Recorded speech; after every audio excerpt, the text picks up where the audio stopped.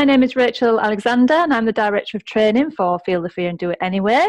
Today I'm joined by Max. He's our instructor based in the UK in Exeter and Devon. And I'm just going to carry out a short chat with Max so that you can meet Max and you can hear why he became a trainer with us. So thank you, Max, for joining us today. First question I wanted to ask Max is, why did you decide to be an instructor with Feel the Fear? Yeah, hi Rachel. Well, actually my story goes back quite a long way. In my early 20s, which was in 1990, I first picked up Feel the Fear and Do It Anyway when I was just finishing from uni. And it really spoke to me, and I found myself, I was in quite a low place at the time and really struggling to find my direction in life.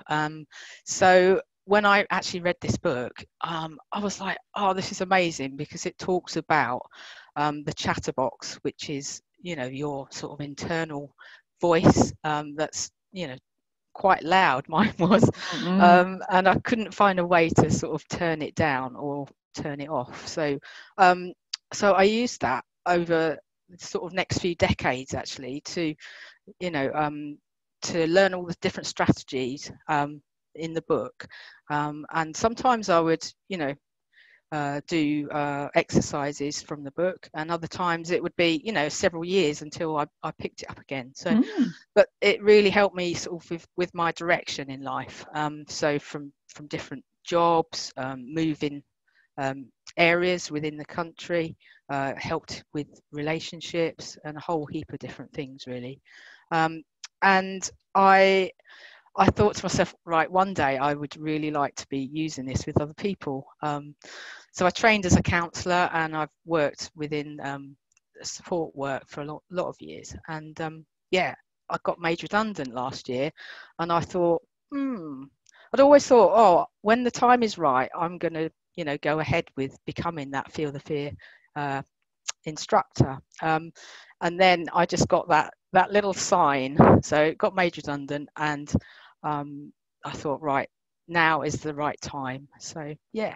Fantastic. So it sounds like you had a long sort of like love affair with Feel the Fear. You saw the impact it has, and then just knew that you were sort of like destined to be this trainer, this instructor for us.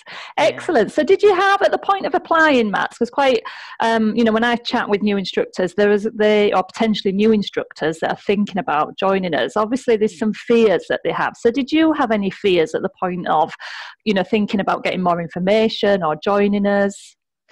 Well, I think one of my fears was whether I was going to be good enough. So that was an underlying fear, and so I think that ranged from am I going to be good enough to actually get on the course to do the training, and then when I was doing the training, am I going to pass this? So there were lots of different fears around that, and I guess sort of financially as well, there are sort of worries about is this going to work out if I sort of pay for of course, to become an instructor. For me, I used my redundancy money, so it was perfect timing, but obviously I did have to go through all of that decision making, but I was like, okay, Max, feel the fear and do it anyway. So I know it sounds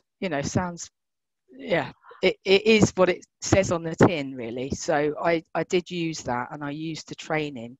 So what's really good about the training was that I worked through each of those fears as I went along, and it kind of takes you really well onto the next sort of session, really. So yeah, that's really good. So and that's exactly what it's about, isn't it? It's about, I think people have to realise that even as instructors, we still have fears, and we still have to push through these fears.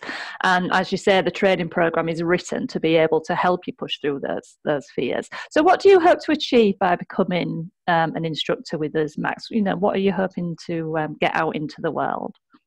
Well, actually, when I started doing this, it was just literally before COVID-19 hit. So and the day it did hit, I thought, oh, how am I now going to introduce this into my work?